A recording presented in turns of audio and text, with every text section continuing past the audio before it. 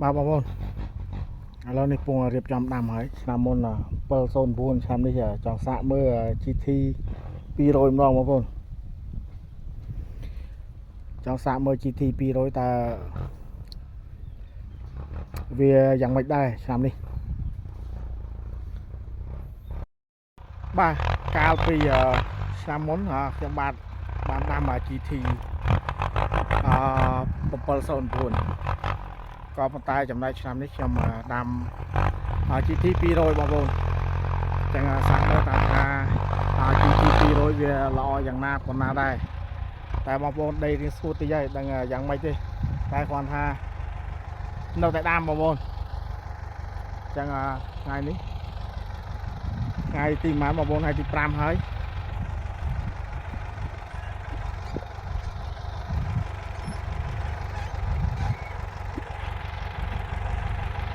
ទៅបានដាំទេបងប្អូនហើយឥឡូវនេះកំពុងតែរៀបចំហើយអញ្ចឹង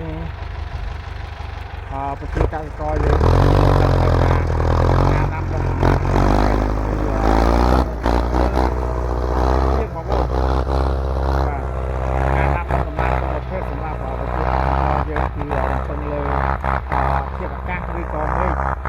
ភ្លៀងបងប្អូនបើមិនជាមេឃអត់ភ្លៀងទេយើងមិនអាចដាំបានទេបងប្អូនតាមពិតទៅប្រជាពលរដ្ឋយើងក៏គាត់ចង់ធ្វើដាំរៀបចំមកប្រព័ន្ធដំណក់ទឹកឬក៏អ្វីដែរក៏ប៉ុន្តែតម្លៃហាងឆេងវាមិនច្បាស់លាស់តតែសោះបើសិនជាមានតម្លៃហាងឆេងពិតល្អយ៉ាងណានោះប្រហែលជាគាត់នឹងរៀបចំការដាំដោយប្រើប្រព័ន្ធដំណក់ទឹកអ្វីជាដើមឡាក់នឹងហើយនេះបងប្អូនក៏លេចមើលដំណាំដំឡូងមីខាងក្រៅស្រោខ្ញុំនេះបាទគឺយើងបានដាំហើយនេះគឺរំពឹងទៅលើទឹកភ្លៀងទាំងស្រុងតាមពិតប្រជាកសិករមួយចំនួនគាត់ក៏បានដឹងដែរថាប្រសិនបើគាត់ចង់ដាំខែណាក៏បានដែរតែគាត់ត្រូវរៀបប្រព័ន្ធដំណក់ទឹកក៏ប៉ុន្តែបើសិនជាគាត់ត្រូវការរៀបប្រព័ន្ធដំណក់ទឹកបងប្អូនគឺវាត្រូវចំណាយដើមទុនខ្ពស់បាទទី1ទៅលើទៅយកប្រព័ន្ធដំណក់ទឹកទី2យើងមិនអាចបូមទឹកដាក់មាត់យកមកព្រុសតាមទយោបានទេបងប្អូនគឺយើងត្រូវប្រើសូឡាឬក៏ប្រើម៉ាស៊ីនហើយបាទម៉ាស៊ីនដើម្បីបញ្ឆេះដើម្បីមានន័យថាឲ្យដំណាំដំឡូងនេះវាមានថាទឹកវាស្រក់ទៅតាមទយោអញ្ចឹងយើងត្រូវការបញ្ឆេះម៉ាស៊ីនហើយម៉ាស៊ីនយើងចាក់ម៉ាស៊ុតហើយម៉ាស៊ុតបងប្អូនដឹងថា1លីត្រចំណាយប៉ុន្មានអញ្ចឹងវាទៅតាមហ្នឹងបងប្អូនយើងត្រូវចំណាយដើមទុនខ្ពស់ណាស់សម្រាប់បើសិនជាយើងធ្វើដំណាំបែបប្រព័ន្ធដំណក់ទឹកក៏ប៉ុន្តែយើងមិនអាចធ្វើបានដោយសារតម្លៃទីផ្សារវាហាងឆេងវាមិនច្បាស់លាស់វាមិនប្រកបសោះអញ្ចឹងមានតែធ្វើរបៀបរំពឹងលើអាកាសធាតុមេឃភ្លៀងនេះឯងបាទបើសិនជាអាកាសធាតុមេឃភ្លៀងអំណោយផលបាទដំណាំយើងនឹងដាំទៅបានល្អបាទតែបើសិនជាអត់អំណោយផលដូចកាលឆ្នាំ2024ទេបងប្អូនគឺដំណាំយើងគឺមិនទទួលបានផលល្អអញ្ចឹងទៅបាទនេះសម្រាប់ដំណាំពោតក៏យើងអាចប្រើប្រព័ន្ធដំណក់ស្រោចស្រពបានដែរបាទក៏ប៉ុន្តែប្រសិនបើយើងដាំពោតប្រើប្រព័ន្ធដំណក់ទឹកនេះគឺបងប្អូនដឹងហើយថាចំណាយដើមទុនខ្ពស់ជាងដំណាំដំឡូងទៅទៀតអញ្ចឹងមានអីទេបងប្អូនគឺត្រូវការដាំបែបលក្ខណៈថាប្រព័ន្ធមេឃនេះឯងបាទប្រព័ន្ធមេឃទៅរួចខ្លួនបងប្អូនព្រោះយើងអត់បាច់ចាំបាក់សាទយោឬក៏កាត់ទយោទេបាទបន្ទាប់ពីដាំចេះហើយបងប្អូនយើងត្រូវការដាក់ថ្នាំកណ្ដោផងដែរបាទដាក់ថ្នាំកណ្ដោជុំវិញដីយើងផងដែរបើមិនជាមិនដាក់ទេក្នុងតែមួយយប់ពីរយប់គឺអាឡូងព្រិលតែម្ដងគឺអាឡូងព្រិលតែម្ដងតែឥឡូវនេះកំពុងតែដាំហើយបាទនេះជាដីចំការខ្ញុំផ្ទាល់តែម្ដងបាទ GT 200បងប្អូន GT 200បាទបងប្អូនតាមចាំទឹកភ្លៀងអត់មានភ័យទេបងប្អូនតែគាត់តាមចាំទឹកភ្លៀងតែម្ដងនេះហើយកន្លង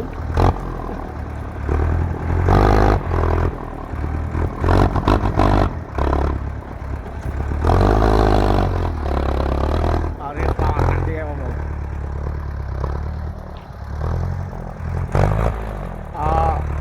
មេឃនឹងព្រៀងមុខស្អែកខាងស្អែកនេះបងព្រៀងហើយតែមកក្តៅ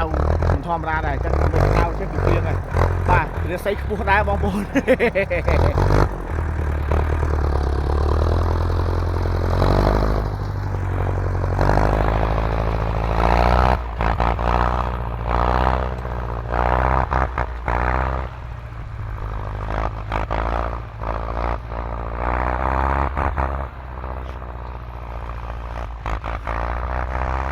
បាទបងប្អូន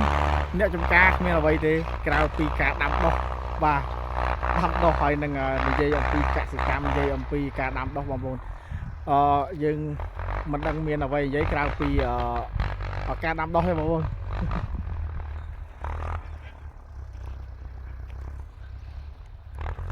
បាទមកជំហៀងខាងនេះដំណាំពោតងាកក្រឡេកមកមើលខាងនេះដំណាំដំឡូងមីបងប្អូន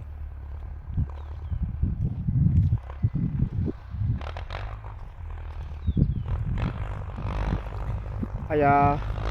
ឆ្នាំនេះខ្ញុំសង្កេតឃើញថារដូវវស្សាឆាប់ចូលមកដល់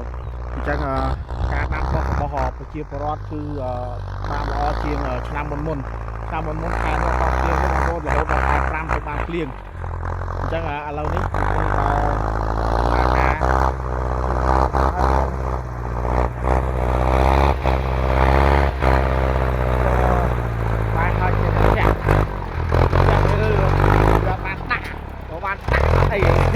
ឲ្យអត់បានដាច់ទៅធាក់បាទបងប្អូននេះហើយកន្លែង office របស់ខ្ញុំបងប្អូន office ខ្ញុំទលំទលាយដាក់អតិថិជនប្រហែលដាក់បុគ្គលិកប្រហែលក៏បានដែរ office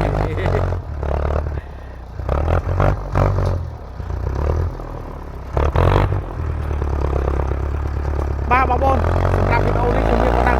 អរគុណច្រើនជម្រាបលា